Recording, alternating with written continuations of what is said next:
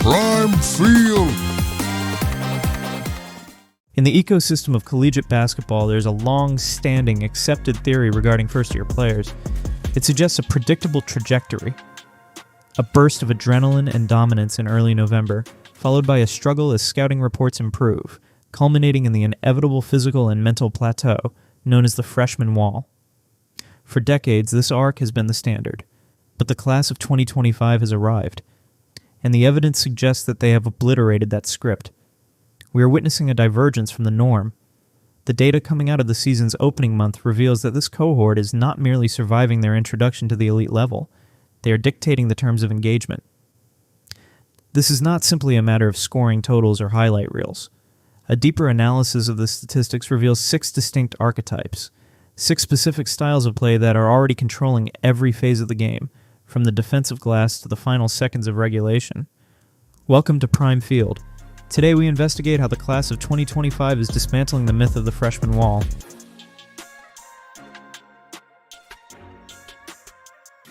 To understand how the positional laws of basketball are being rewritten, one must look first to Los Angeles and to USC guard Jazzy Davidson. The traditional definition of a guard involves perimeter defense, ball distribution, and spacing. Rebounding is typically a secondary responsibility.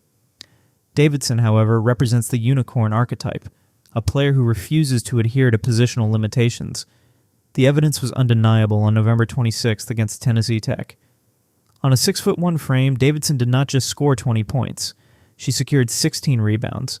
This was not passive accumulation.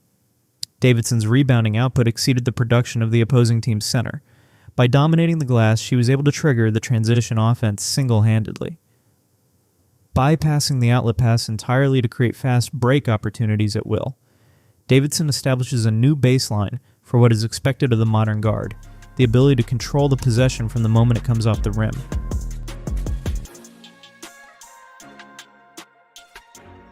While Davidson reshapes positional play, a different phenomenon is occurring in Norman, Oklahoma. Here we observe the engine archetype. In previous eras, freshmen were eased into the rotation, serving as complementary pieces to veteran leaders. Aliyah Chavez defies this convention. She has been handed the keys to the Oklahoma offense from day one. The data from November creates a profile of a player who is not part of the system, but is the system itself. On November 12th, in a high-stakes opener against Kansas City, Chavez shouldered an elite scoring load, finishing with 29 points. This was not an outlier. She followed with 19 points against Western Carolina, proving that her production is sustained rather than sporadic. What separates an engine from a high-volume shooter is efficiency. Chavez is operating with a 34% success rate from three-point range on high volume. This green light efficiency forces defenses to extend, creating spacing for the entire floor. Context is critical here. While Alabama's Ace Austin earned SEC Freshman of the Week honors with 21 points against Samford, it is Chavez's usage rate and perimeter range that establish her as this class's ultimate offensive fulcrum.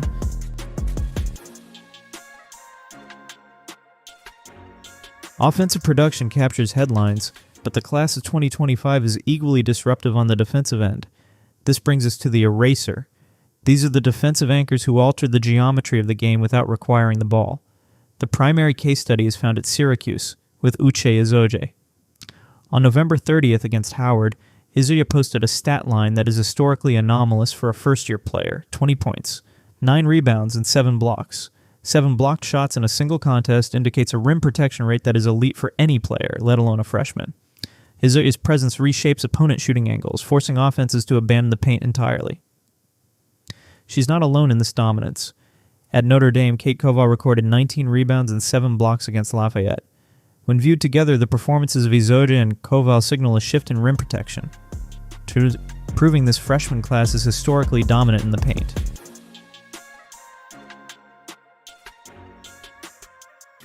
As the game moves into decisive moments, 2 diverging archetypes emerge, one defined by absolute composure, the other by explosive unpredictability. First, the clutch. At BYU, Sydney Benally has demonstrated a composure usually unavailable to most freshmen. On November 27th, facing a Power 4 opponent in Virginia Tech, Benally did not fade. She elevated. She scored 18 points, 15 of which came in the second half. This was a deficit erasure against elite competition. Furthermore, she recorded 7 assists, creating a blueprint for tempo control in crunch time. Benally represents the steady hand.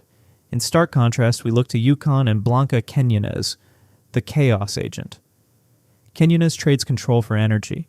She's the spark plug who changes the texture of a game instantly. Her efficiency is undeniable. 21 points on 8 of 11 shooting against Utah on November 23rd, 18 points against Ohio State a week prior in a high-leverage setting. However, this production comes with volatility.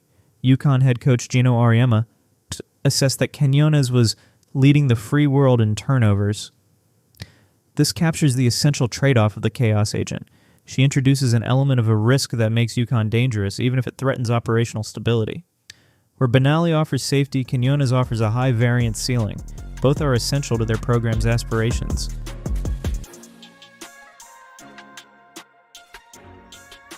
The final archetype requires us to look beyond the Power 4 conferences to Gonzaga and the anomaly, Lauren Whitaker.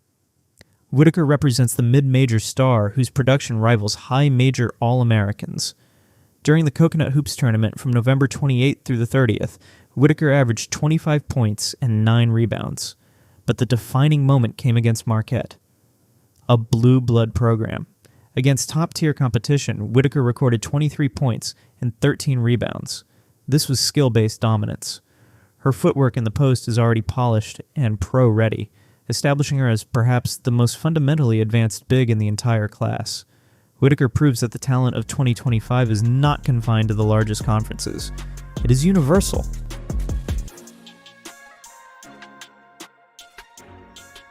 The closing lens zooms back out. The class of 2025 was expected to follow a familiar pattern. Early scoring spikes, mid-season adjustments, and an eventual wall that explained late-year fatigue. The evidence from November points in a different direction. Jazzy Davidson, the unicorn, did not simply score. She controlled the glass from the guard spot and initiated transition. Aliyah Chavez, the engine, carried high-volume scoring with 34% three-point shooting on significant attempts, functioning as an offensive system rather than a single option. Uche Izoje, the eraser, and Kate Koval at Notre Dame signaled historically strong rim protection from freshmen, reshaping shot profiles at the basket. Sidi Benally, the clutch guard, turned a second half against Virginia Tech into a case study in late-game tempo management. Lauren Whitaker, the anomaly, translated mid-major opportunity into production that matched high-major standards, anchored by polished post footwork. And Blanca Quinones, the chaos agent, introduced an unpredictable element that made an established national power more dangerous, even at the cost of turnovers. Collectively, these roles form something closer to a structural wall than an obstacle. Instead of hitting a barrier, the class of 2025 is building one. They are controlling possessions through defensive rebounding. They are shaping usage and spacing through high-volume scoring. They are altering games at the rim, in clutch minutes, in mid-major environments, and through controlled